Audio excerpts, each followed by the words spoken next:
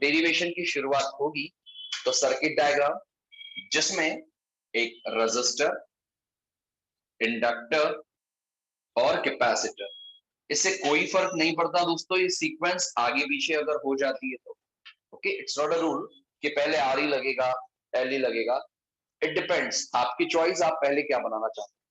तो आप दोस्तों एसी सर्किट में आर, एल और सी, रेजिस्टर, इंडक्टर और कैपेसिटर को वन बाय वन सीरीज में लगाते हैं। हमेशा की तरह सीरीज में इनके क्रॉस पोटेंशियल डिफरेंस या वोल्टेज अलग अलग होगा। For resistor it's a VR, for inductor it's a VL, and for capacitor it is VC. We have different potential across each element. बात आती है इसके बाद डायग्राम ड्रॉ करने के बाद हमेशा की तरह हम बताएंगे, suppose equation of alternating voltage is V is V naught sin omega t, equation 1। Then after हम बात करेंगे वोल्टेज अक्रॉस रेजिस्टर, उसके लिए हम बताएंगे दोस्तों कि सर्किट में जो करंट है वो कितना है। वोल्टेज की standard equation V not sine omega T हमेशा की तरह। अब दोस्तों सर्किट में जो करंट है उसको आप I से बताएंगे, suppose I is the current, then voltage across resistor होगा दोस्तों VR is I into R, VR is I into R, और VR and I both are in the same phase। ये आप सब बच्चे बहुत अच्छे से जानते हैं, हमने पहले भी यूज किया। इसके बाद दोस्तों बारी इंडक्टर के लिए, तो पिछली बार की ही तरह हम लिखेंगे VL is I into XL। Here VL is leading I by okay.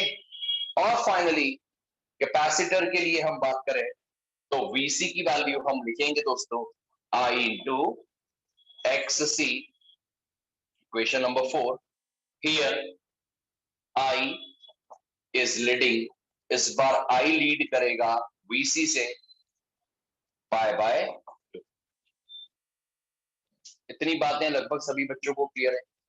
इतना करने के बाद बेटा हम लोग निकालते हैं रिजल्टेंट वोल्टेज, और रिजल्टेंट वोल्टेज के लिए हमें बनाना होता है फेजर डायग्राम। कौन सा डायग्राम? Phasor diagram. तो now we have to find resultant voltage. कैसे निकालेंगे?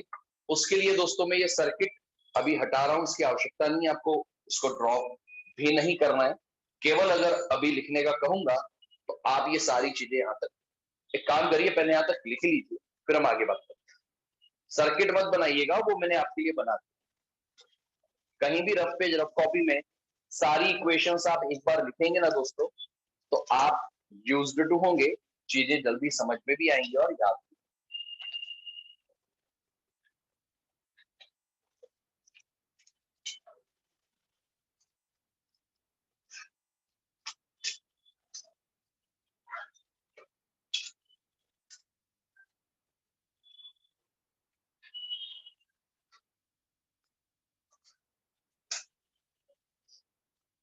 वोल्टेज तीनों के क्रॉस,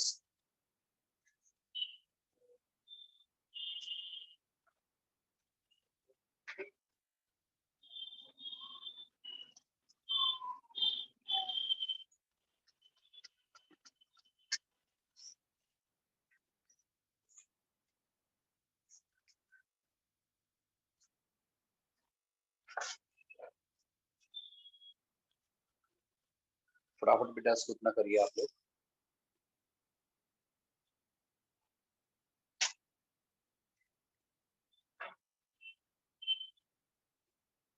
VR, VL, VC कौन लीड कर रहा है इसका ध्यान रखिए। अब बेटा हमें फाइंड करना है रिजल्टेंट वोल्टेज। रिजल्टेंट वोल्टेज कैसे फाइंड करेंगे? तो सभी बच्चों का ध्यान जहां तक लिखा छोड़िए, अब सुनिए मेरी बात।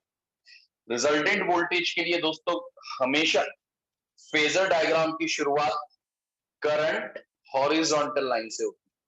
तो बेटा करंट हॉरिजॉन्टल लाइन आई, आप जानते हैं कि यहां सबसे पहले वी आर की बात करो तो करंट और V R both are in the same phase.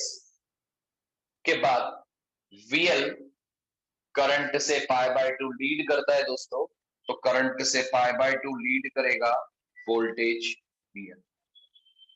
और बात जब वीसी की हो तो ये करंट से π/2 पीछे, इसका मतलब नीचे की तरफ होगा वीसी। इस डायग्राम में एक विशेष बात का ध्यान रखिए कि इन जनरल हम बेटा वीएल को ज्यादा लेते हैं वीसी से। वीएल को हम क्या लेते हैं दोस्तों, थोड़ा ज्यादा, तो इस लाइन को थोड़ा ज्यादा बड़ी बना दीजिएगा और वीसी होगा छोटा। अब दोस्तों सुनो मेरी बात, आपके पास 3 वोल्टेजेस हैं, वीआर, वीएल और वीसी। इनका रिजल्टेंट फाइंड करने के लिए आप एक काम करिए, पहले वीएल और वीसी इन दोनों का, ये दोनों अपोजिट डायरेक्शन में दिख रहे हैं ना बेटा, एक ऊपर है एक नीचे, तो इन दोनों का पहले रिजल्टेंट निकालना आसान। तो एक काम करते हैं, horizontal line as it is रहने देते हैं, आई और वी आर भी एज इट इज रहने दें आप। ऊपर है वीएल, नीचे है वीसी, तो ऊपर की तरफ हो जाएगा VL minus VC, VL minus, ठीक है। अब 2 वोल्टेजेस आपके पास हैं, एक वीआर और एक वीएल माइनस वीसी। इन दोनों का रिजल्टेंट वोल्टेज बीच में से इस तरह से बनाएंगे, फिर से इसका नाम ओ, ए और बी ले लें। ये वीएल माइनस वीसी, तो ये भी क्या होगा, वीएल माइनस। ओके, फटाफट सारे बच्चे इस डायग्राम को बनाएं, फेजर डायग्राम को बनाएं। बहुत आसान, बहुत सिंपल, बिल्कुल वैसे ही जैसा अभी तक सर्किट हमने किया।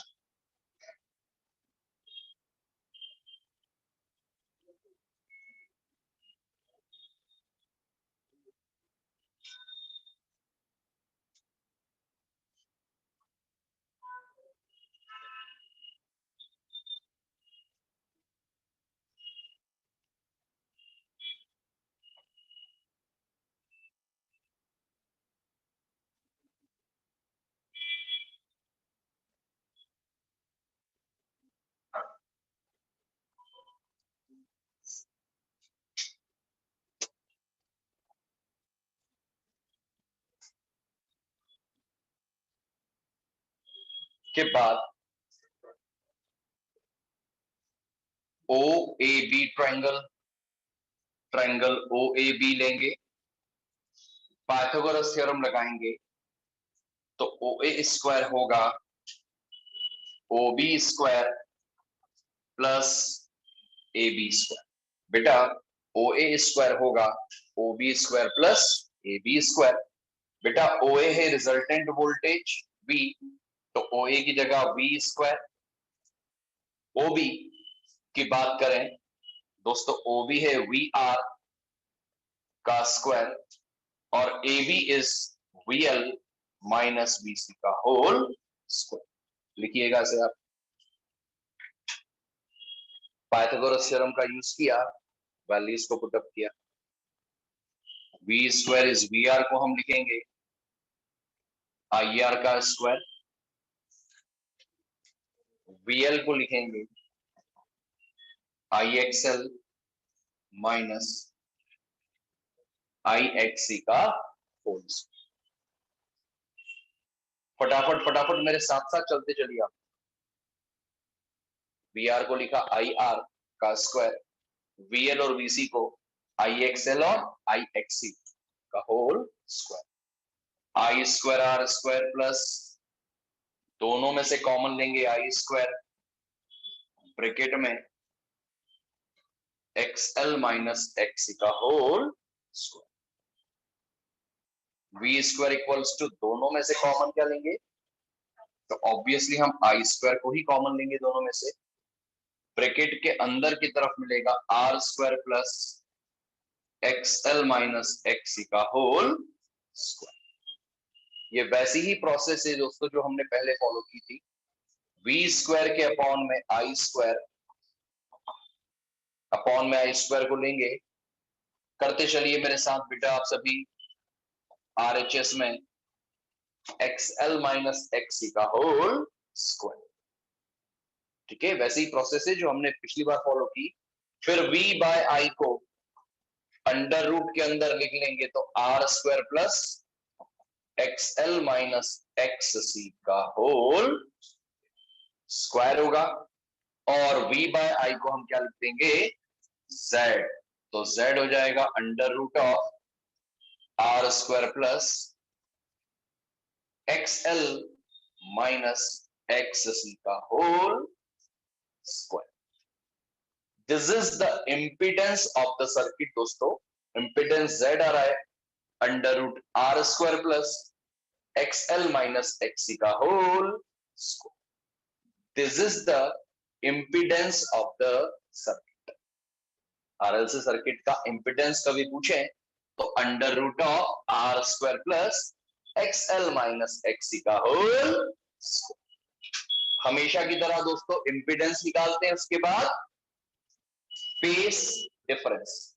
चलो अपने अपने डायग्राम में देखो आप सभी बच्चे, ये रिजल्टेंट वोल्टेज और ये करंट, इनके बीच का एंगल क्या होगा, फाई। बनाइए सारे बच्चे फाई एंगल यहां वाला, और लिखिए tan फाई। tan फाई होगा परपेंडिकुलर बाय बेस। परपेंडिकुलर होगा ए बी और बेस होगा ओ बी। तो tan फाई ए बी की वैल्यू VL माइनस VC, OB की वैल्यू VR। तो tan फाई IXL माइनस IXC अपॉन IR। ठीक है, कोई डाउट है बेटा इसमें? देखो बहुत आसान है, सिंपल एकदम। tan फाई की वैल्यू परपेंडिकुलर बाय बेस से, I से I कॉमन लेकर कैंसिल कर देंगे बेटा, तो आपके पास फाइनली फेस डिफरेंस बचेगा tan फाई, कॉमन लेंगे कैंसिल करेंगे तो XL minus XC by R। ये है phase difference between voltage and current. Phase difference between voltage and RLC circuit में बेटा आपको एग्जाम में क्या पूछेंगे, एक्सप्लेन आरएलसी सर्किट, वो हमने एक्सप्लेन किया। फाइंड इंपीडेंस निकाल ही दिया, फेस डिफरेंस भी निकाल दिया। लेकिन दोस्तों बोर्ड एग्जाम में पिछले 1-2 सालों में कुछ और भी चीजें यहां पूछी गई हैं।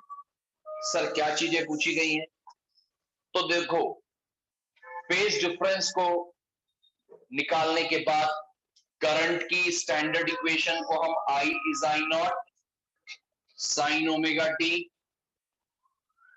या तो प्लस आएगा या, और साथ में एंगल आएगा फाई। इसका लॉजिक बहुत आसान है, प्लस आएगा कि माइनस। आप इस ट्रायंगल में देखिए, ये वोल्टेज है, ये करंट है। वोल्टेज आगे है और करंट पीछे। करंट पीछे होने से क्या आता है दोस्तों, माइनस। लेकिन दोस्तों यहां तक करने के साथ आपसे स्पेशल केस में ये पूछ लिया, आपसे एग्जाम में पूछेंगे वो क्या होगा अगर एक्सएल ग्रेटर देन एक्ससी। अगर एक्सएल ग्रेटर देन एक्ससी तो क्या होगा? तो बेटा आप एक्सएल को ग्रेटर देन एक्ससी लेते हैं तो केवल आपको ध्यान tan फाई में लगाना है। आप सबको ध्यान अभी बोर्ड की तरफ जो बता रहा हूं उसमें लगाना है। एग्जाम में वो आपसे बोलेंगे also explain what if XL greater then एक्ससी। अगर एक्सएल ज्यादा हो एक्ससी से तो क्या होगा। तो दोस्तों क्या होगा मतलब वो आपसे केवल फेस से जुड़ी बात पूछ रहे हैं। तो आप ध्यान दीजिए tan phi XL minus XC by R। मन से मैं इसको इक्वेशन नंबर मान लीजिए फोर्थ ले लू।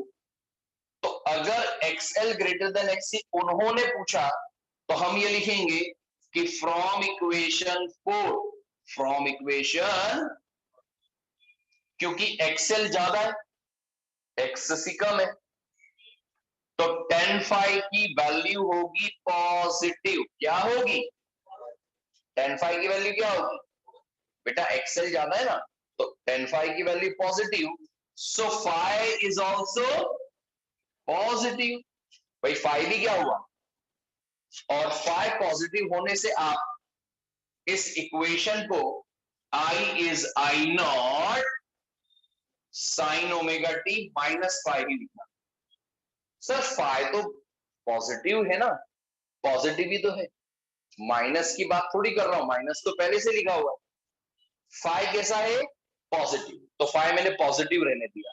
तो बताओ फटाफट यहां इस इक्वेशन को देखकर आप समझ रहे होंगे, दिख भी रहा है कि करंट phi एंगल से पीछे है, करंट phi एंगल से पीछे। अगर कुछ कंफ्यूजन है तो वो सेकंड केस से क्लियर होगा। देखो मेरी बात, सेकंड केस में भी वो आपसे बोलेंगे क्या होगा अगर XC ज्यादा हो जाए XL से। तो दोस्तों फिर से कौन सी वाली? तो फ्रॉम इक्वेशन फोर बताओ इस बार tan phi की वैल्यू XC ज्यादा, XC ज्यादा तो tan phi पॉजिटिव के नेगेटिव?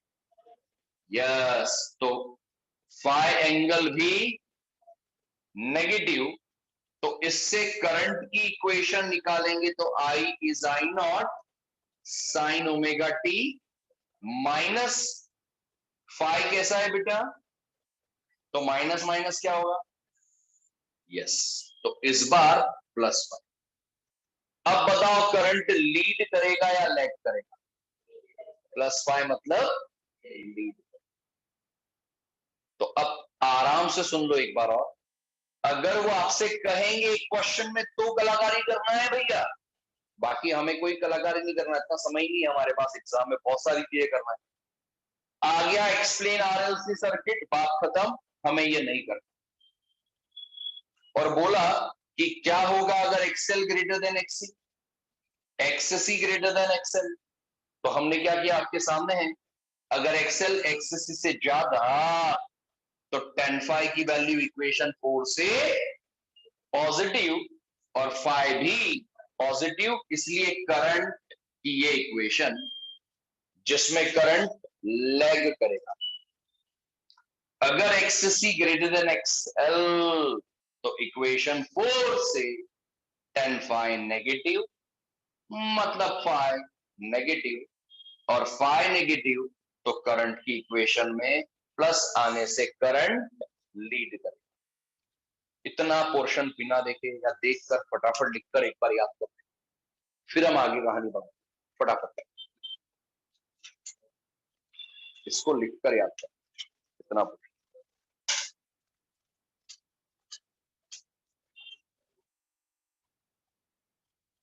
हमें ये मन से नहीं लेना है, क्वेश्चन में देना।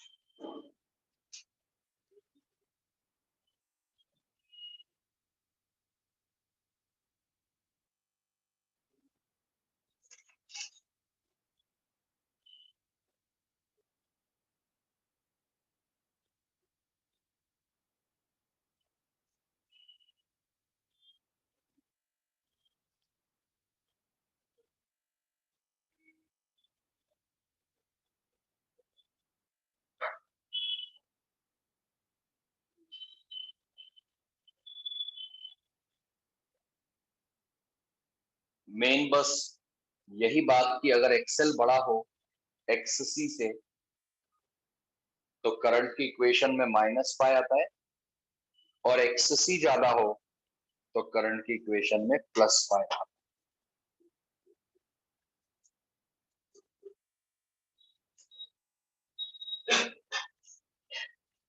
इतना करने के बाद अब दोस्तों वो आपसे भले एग्जाम में स्पेशल केस ना पूछे जो मैं बताने वाला हूं, वो तो आप जरूर लिख दीजिएगा। हो सकता है क्वेश्चन में वो बोले भी सही कि क्या होगा अगर एक्सएल इक्वल्स टू एक्ससी, और अगर वो ना भी पूछे तो कम से कम आरएलसी में ये केस जरूर हम ही लिखते हैं कि अगर XL equals to XC, then सुनिए पहले ध्यान से, tan phi निकालेंगे तो XL minus XC by R से वैल्यू क्या आएगी? tan phi 0 मतलब एंगल phi, बेटा phi 0 का मतलब करंट और वोल्टेज के बीच का फेज डिफरेंस 0, तो करंट और वोल्टेज दोनों हो जाएंगे सेम फेस में। अरे दोनों हो जाएंगे सेम फेस में। ये काम की बात है दोस्तों, इसके ऑब्जेक्टिव भी बनते हैं, ऑब्जेक्टिव्स भी बनते हैं, इसलिए ध्यान से सुनिए। अगर XL XC के इक्वल होता है ना तो फेज डिफरेंस कितना होता है? 0, मतलब करंट और वोल्टेज होंगे सेम फेज। और इंपीडेंस का फॉर्मूला था, याद करिए, √R² plus XL minus XC का होल स्क्वायर, यही था ना फॉर्मूला। तो √R² प्लस इक्वल है बेटा, तो Z इक्वल टू क्या आ जाएगा? केवल R, जिसे हम कहेंगे मिनिमम वैल्यू। कौन सी दोस्तों? तो बेटा बताइए, अगर XL XC के बराबर है तो फेज डिफरेंस कितना? इंपीडेंस Z इक्वल्स टू केवल R, जो मिनिमम है। क्या है? इसे कहा जाता है दोस्तों रेजोनेंस की कंडीशन। कौन सी कंडीशन? रेजोनेंस की कंडीशन में क्या होता है? तो पहली बात, XL XC के बराबर, phi की वैल्यू 0, इंपीडेंस होगा केवल R। इंपीडेंस मतलब इफेक्टिव रेजिस्टेंस, रेजिस्टेंस कम तो करंट ज्यादा। तो कभी ये पूछ लिया कि रेजोनेंस में करंट का क्या होता है, तो मैक्सिमम दोस्तों करंट और इंपीडेंस, ये लिखकर याद करो, बहुत इंपॉर्टेंट है। फास्ट सारे बच्चे मुझे लिखते हुए दिखाएंगे। बहुत इंपॉर्टेंट चीज है बेटा, ये आपको लिखना ही लिखना है आरएलसी सर्किट में। ये स्पेशल केस रेजोनेंस वाला है, जहां XL XC बराबर है।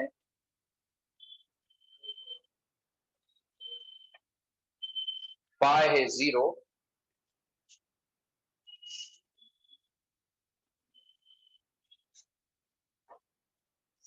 और Z है R मिनिमम।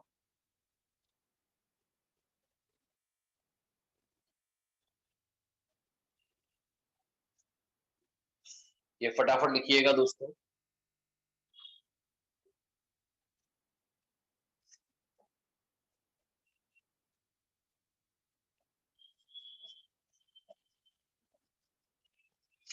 और रेजोनेंस फ्रीक्वेंसी क्या होगी? रेजोनेंस फ्रीक्वेंसी क्या होगी? इतना करने के बाद रेजोनेंस फ्रीक्वेंसी में XL इक्वल टू XC लिखा है। बेटा डायरेक्ट ही ऑब्जेक्टिव आता है कि रेजोनेंस फ्रीक्वेंसी का फॉर्मूला बताइए। तो बेटा XL इक्वल टू क्या है? XC। XL है ओमेगा, XC है 1/ओमेगा, omega into omega omega square, और L अपॉन में आएगा तो 1/LC। तो ओमेगा आ जाएगा 1/√LC। ओमेगा क्या आएगा? 1/√। और ओमेगा मतलब 2 पाई एफ, 2 पाई, तो एफ आ जाएगा 1/2 पाई रूट एल। इसको स्टार बनाकर इसको लिख लो, याद कर लो कैसे किया है, निकाल लो। भूल जाओ तो कैसे निकाल सकते हैं मेथड बता दो। फॉर्मूला याद रखना बेटा, 1/2 पाई अंडर रूट में L C, 1/2 pi under root में एल सी। ये है बेटा resonance frequency, F is 1/2 pi root L C. Okay, formula direct exam में रेजोनेंस का आता है। यहां जाकर फाइनली आरएलसी सर्किट की कहानी होती है समाप्त। अब एक इंपॉर्टेंट डेरिवेशन है एवरेज पावर, इंपॉर्टेंट क्योंकि ये एग्जाम में